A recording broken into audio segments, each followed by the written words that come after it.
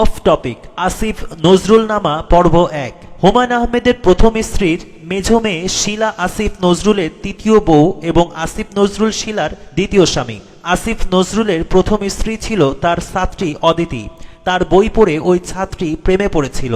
তারপর ছাত্রীর সাথে অনৈতিক কর্মকাণ্ডে জড়িয়ে পড়েন তিনি। অবশ্য বিয়ে করেছিলেন ছাত্রীকে, কিন্তু সেই সংসার বেশি দিন টিকেনি।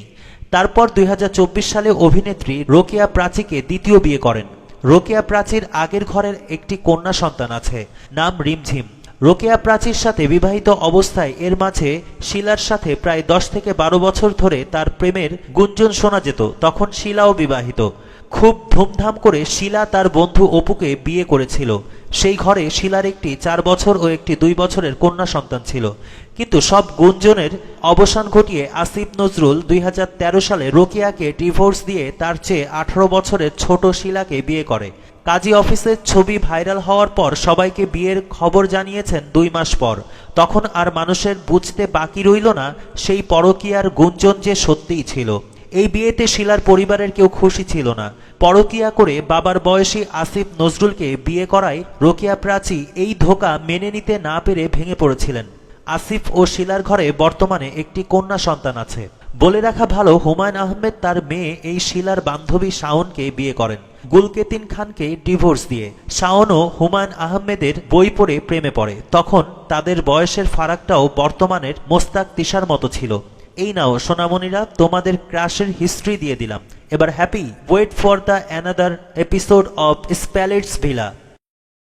Of topic. আসিফ নজরুলনামা পর্ব ১। হুমায়ূন আহমেদের প্রথম স্ত্রীর মেজ মেয়ে শীলা আসিফ নজরুলের তৃতীয় বউ এবং আসিফ নজরুল শীলার দ্বিতীয় স্বামী। আসিফ নজরুলের প্রথম স্ত্রী ছিল তার ছাত্রী অদিতি। তার বই পড়ে ওই ছাত্রী প্রেমে পড়েছিল। তারপর ছাত্রীর সাথে অনৈতিক কর্মকাণ্ডে জড়িয়ে পড়েন তিনি। অবশ্য বিয়ে করেছিলেন ছাত্রীকে, কিন্তু সেই সংসার বেশি দিন টিকেনি। তারপর ২০২৪ সালে অভিনেত্রী রোকেয়া প্রাচীকে দ্বিতীয় বিয়ে করেন। রোকেয়া প্রাচীর আগের ঘরের একটি কন্যা সন্তান আছে, নাম রিমঝিম। রোকেয়া প্রাচীর সাথে বিবাহিত অবস্থায় এর মাঝে শীলার সাথে প্রায় ১০ থেকে ১২ বছর ধরে তার প্রেমের গুঞ্জন শোনা যেত। তখন শীলাও বিবাহিত। খুব ধুমধাম করে শীলা তার বন্ধু অপুকে বিয়ে করেছিল। সেই ঘরে শীলার একটি ৪ বছর ও একটি ২ বছরের কন্যা সন্তান ছিল। কিন্তু সব গুঞ্জনের অবসান ঘটিয়ে আসিফ নজরুল ২০১৩ সালে রোকেয়াকে ডিভোর্স দিয়ে তার চেয়ে ১৮ বছরের ছোট শীলাকে বিয়ে করে। কাজী অফিসের ছবি ভাইরাল হওয়ার পর সবাইকে বিয়ের খবর জানিয়েছেন ২ মাস পর। তখন আর মানুষের বুঝতে বাকি রইল না সেই পরকীয়ার গুঞ্জন যে সত্যিই ছিল। এই বিয়েতে শীলার পরিবারের কেউ খুশি ছিল না। পরকীয়া করে বাবার বয়সী আসিফ নজরুলকে বিয়ে করায় রোকেয়া প্রাচী এই ধোঁকা মেনে নিতে না পেরে ভেঙে পড়েছিলেন। আসিফ ও শীলার ঘরে বর্তমানে একটি কন্যা সন্তান আছে। বলে রাখা ভালো, হুমায়ূন আহমেদ তার মেয়ে এই শীলার বান্ধবী শাওনকে বিয়ে করেন গুলকেতিন খানকে ডিভোর্স দিয়ে।